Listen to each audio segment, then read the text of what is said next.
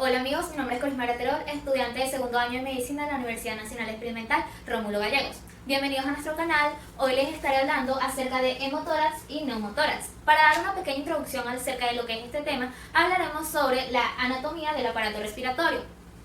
El aparato respiratorio está compuesto por la nariz, la faringe, laringe, tráquea, los bronquios y pulmones. Sus partes se pueden clasificar de acuerdo con su estructura o su función. Según su estructura, el aparato consta de dos porciones. La primera porción es el aparato respiratorio superior, que está comprendido por la nariz, la cavidad nasal, la faringe y las estructuras asociadas. Y la segunda es el aparato respiratorio inferior, que está compuesto por la laringe, tráquea, bronquios principales y pulmones. De acuerdo con su función, el aparato respiratorio también puede dividirse en dos partes. La zona de conducción, compuesta por una serie de cavidades y tubos interconectados que van tanto fuera como dentro de los pulmones, los cuales incluyen la nariz, la cavidad nasal, la faringe, la laringe, la tráquea, los bronquios, los bronquiolos y los bronquiolos terminales, que filtran, calientan y humidifican el aire que conducen hacia los pulmones.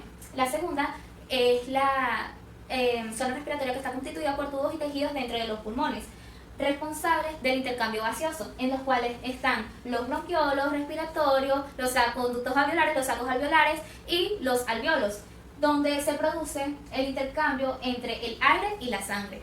En cuanto a los pulmones, tenemos que son órganos pares situados en la cavidad torácica, los cuales están separados entre sí por el corazón y órganos mediastino.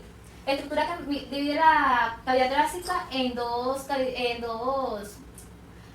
anatómicas distintas. Dos capas de acerosa que constituyen la membrana pleural encierran y protegen a cada pulmón. La capa superficial, denominada pleura tapiza las paredes de la cavidad torácica. La capa profunda o pleura visceral reviste a los pulmones. Entre la pleura visceral y la pleura parietal hay un pequeño espacio llamado cavidad pleural, donde se contiene un escaso volumen de líquido lubricante que es secretado por las membranas. El líquido pleural reduce el rozamiento entre los pulmones de los movimientos que hacen durante la respiración. Este líquido también hace que las dos plemas se adhieran entre sí, fenómeno llamado tensión superficial. Los pulmones derecho e izquierdo están rodeados con cavidades pleurales separadas. Los pulmones se extienden desde el diafragma hasta el sitio superior de las clavículas, donde están limitadas por las costillas en su cara superior, anterior y posterior. En la cara medial de cada pulmón se encuentra una región llamada ilio, donde se encuentra donde penetran para los pulmones los bronquios, vasos sanguíneos, vasos linfáticos y los nervios. En su cara medial o interna, el pulmón izquierdo presenta una concavidad que es llamada incisura cardíaca, en la que se apoya el corazón. Dado al espacio del corazón, el pulmón izquierdo es un 10% más pequeño que el derecho. A pesar de que el pulmón derecho es más grueso y más ancho, es más corto debido a que el diafragma es más alto del lado derecho para darle espacio a lo que sería el hígado, que se encuentra debajo. Hemotórax. Se define como hemotórax aquella presencia de sangre en la cavidad pleural. No obstante, podemos encontrar líquido pleural de aspecto hemático durante la evaluación inicial de casos con derrame pleural. Cabe destacar que un nivel de hematocrito igual o mayor al 5% es suficiente para darle la apariencia hemática al líquido pleural. En estos escenarios, el diagnóstico del hemotórax se establece cuando el hematocrito en el líquido pleural corresponde a un valor igual o mayor al 50% del hematocrito en sangre periférica. En la etiología, desde el punto de vista etiológico, los hemotórax podemos clasificarlos en traumáticos, no traumáticos, espontáneos y iatrogénicos. Los hemotórax traumáticos, la sangre puede llegar al espacio pleural por lesiones de la pared torácica, diafragma, parénquima pulmonar, vaso sanguíneo o desde estructuras mediastínicas. Cuando la sangre se acumula en el espacio pleural, esta tiende a coagularse rápidamente, como resultado de los movimientos producidos por el corazón y los pulmones. Igualmente, el hemotórax termina por coagularse y tabicarse con rapidez. Ante cualquier traumatismo, bien sea cerrado o abierto, se debe sospechar de la presencia de un hemotórax. De acuerdo con la extensión radiológica, el hemotórax puede clasificar en 3 grados. El grado 1, el nivel de hemotórax, se encuentra por debajo del cuarto arco costal anterior, como podemos ver acá. El segundo grado, el nivel se encuentra en el segundo arco costal, entre el cuarto y el segundo arco costal anterior. Y el tercero está por encima del segundo arco costal anterior. Esta clasificación es utilizada como guía por algunos autores para decidir la conducta terapéutica, que si drenaje contigo en el primer grado, toracotomía en el tercero y drenaje pleural en el segundo, y dependiendo de la evolución, toracotomía en el segundo.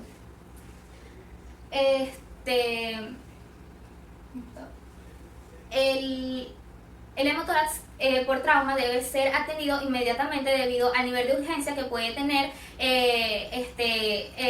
el paciente que ingrese a las urgencias. Los hemotórax no traumáticos son poco frecuentes y la causa más común son las metástasis pleurales, mientras que la segunda causa más frecuente es la complicación del tratamiento anticoagulante por embolia pulmonar o patología cardíaca.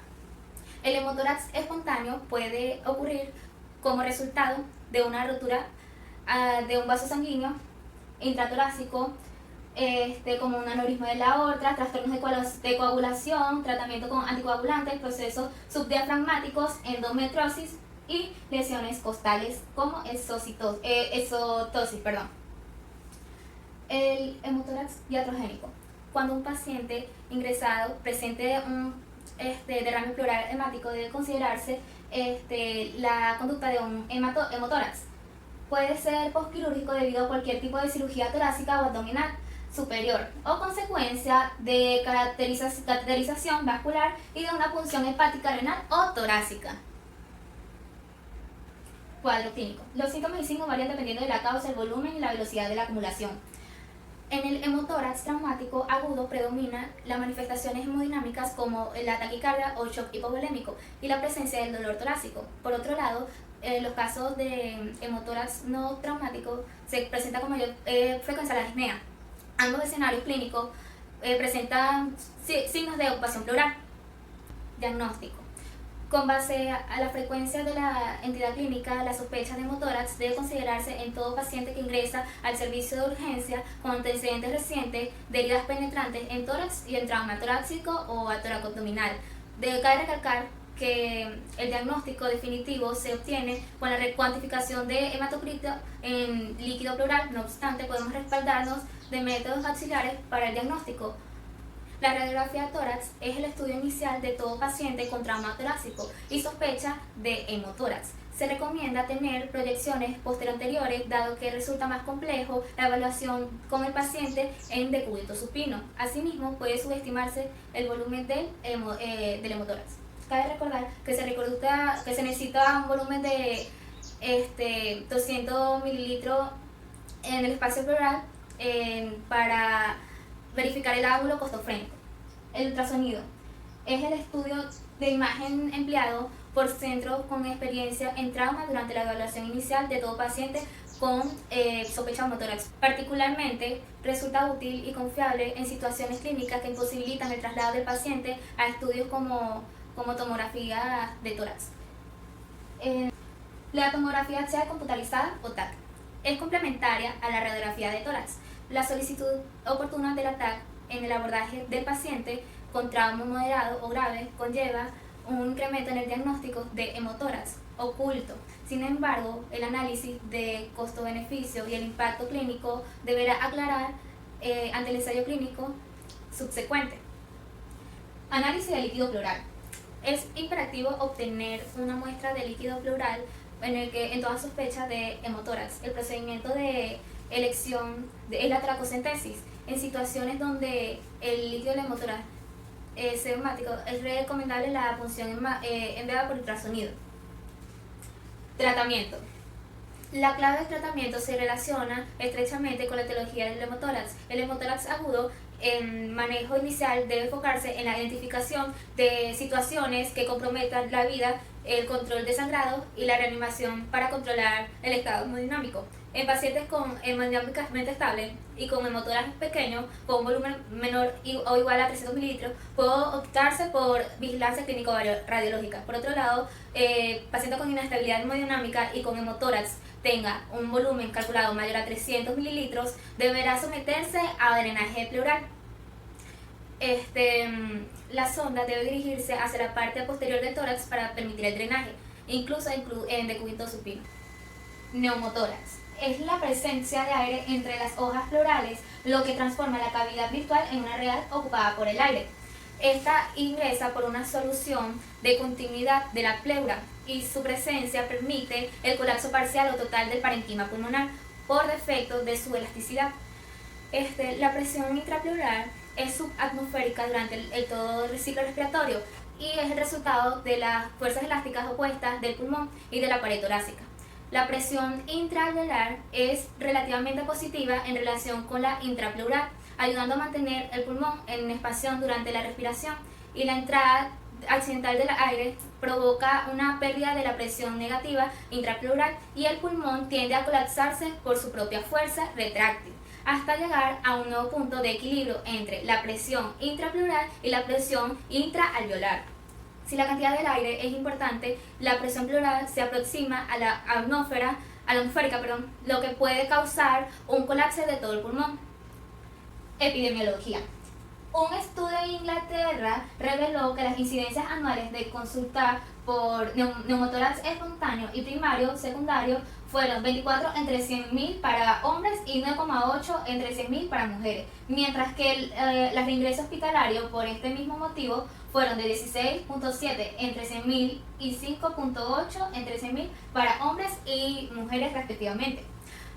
Se publicaron unas cifras similares de un municipio de Estocolmo. Dado que muchos casos de neumotórax espontáneo primario leve puede tener pocos síntomas y pasar inadvertido, en la incidencia real puede ser aún mayor. Etiopatogenia. En estado fisiológico, la pleura visceral y parietal están separados por una lámina fina de líquido y el espacio pleural es casi virtual. La presión intrapleural es subatmosférica durante todo el ciclo respiratorio normal y el resultado de las fuerzas elásticas opuestas del pulmón y de la pared torácica que tienden a separar las dos superficies pleurales. Esta presión negativa se mantiene por la reabsorción neta y constante del líquido pleural a través de los capilares. La presión intraalveolar relativamente positiva en comparación con la intrapleural se obtiene el pulmón en expansión durante toda la respiración. La introducción accidental de aire en este espacio hace perder la presión negativa intrapleural. El pulmón se colapsa por su propia fuerza retráctil hasta llegar a un nuevo punto de equilibrio entre la presión intraalveolar y la intrapleural. La fuente más común de este aire es el propio pulmón, como consecuencia de una laceración de la pleura visceral. También se puede proceder de la atmósfera por una herida en la pared torácica o a través de la rotura de algún órgano mediastínico, como el esófago, la tráquea y los bronquios principales. Etiología. El neumotórax puede producirse de manera espontánea sin enfermedad pulmonar subyacente o ser secundario a una enfermedad del parenquima. Otras veces existe el antecedente de un traumatismo accidental o iatrogénico. El neumotórax espontáneo es aquel que ocurre en ausencia de antecedentes traumáticos o iatrogénicos que lo justifican. El neumotórax espontáneo puede subclasificarse en neumotórax espontáneo primario, que ocurre en individuos aparentemente sanos sin enfermedades pulmonares conocidas. Afecta a jóvenes con tipo de incidencia entre los 20 y 40 años de edad y es más frecuente en varones, con predilección por individuos altos y delgados y eventualmente fumadores. El neumotórax espontáneo secundario ocurre en personas con patología pulmonar previa. Suele aparecer, por lo tanto, en personas de mayor edad, exceptuando la fibrosis, en pacientes con fibrosis quística. En cuanto a lo que es la enfermedad pulmonar obstructiva crónica, EPOC, suele aparecer un neumotórax, pero suele ser más frecuente cuando la enfermedad está mucho más avanzada. El neumotórax adquirido tenemos a los neumotórax iatrogénicos y a los neumotórax traumáticos. En el neumotórax iatrogénico se puede deducir por consecuencia del procedimiento invasivo torácico como la toracocentesis, biopsia pulmonar, transbronquial, biopsia pleural, lavado broncoalveolar, punción pulmonar clásica y cateterización de la vena subclavia. En el neumotórax traumático tenemos que se produce como consecuencia de un traumatismo torácico abierto o cerrado. En el caso de neumotórax traumático abierto, es causada por una herida penetrante en el tórax que pone en comunicación el espacio pleural y la atmósfera exterior en entrada y salida de aire atmosférico, y a su vez suele lesionar también el pulmón. El neumotórax traumático cerrado está causado por habitualmente una fractura costal o lesión esofágica. Cuadro clínico. La sintomatología. Esta depende de la magnitud del neumotórax y de la reserva funcional respiratoria del paciente. Puede ser asintomática hasta un 10% de los casos, sobre todo en pacientes con neumotórax espontáneo primario. En la sintomatología, los síntomas más frecuentes son dolor torácico, plurítico, de inicio agudo, que puede ser intenso inicialmente, pero después de unas horas se suele evolucionar a dolor sordo e incluso cede espontáneamente. La segunda tenemos la disnea, que suele aparecer con mayor frecuencia e intensidad en pacientes con enfermedad pulmonar subyacente. En el neumotórax espontáneo primario suele darse más que todo en un plazo de 24 horas. Otros síntomas que son menos frecuentes están la tos improductiva, síncope, hemóptisis, debilidad de las extremidades superiores y la aparición de un ruido extraño en el tórax. La exploración física puede ser normal en neumotórax espontáneo de pequeño tamaño, pero en neumotórax de mayor tamaño podemos identificar en la inspección hiperisuflación y disminución del movimiento del hemitórax afectado. En la auscultación respiratoria observamos disminución y abolición del bullo vesicular en el hemitórax afectado, aunque puede ser difícil de detectar en pacientes con efisema pulmonar. Disminución de la transmisión de la voz. En la auscultación cardíaca encontramos taquicardia, el signo de Hams, que es el roce o sonido crujiente durante la sístole y la diástole cardíaca. En la percusión encontramos timpanismo y en la palpación encontramos una disminución en la vibración de las cuerdas vocales. El neumotórax atención debe sospecharse ante la presencia de taquicardia superior a 135 latidos por minuto, hipotensión o cianosis.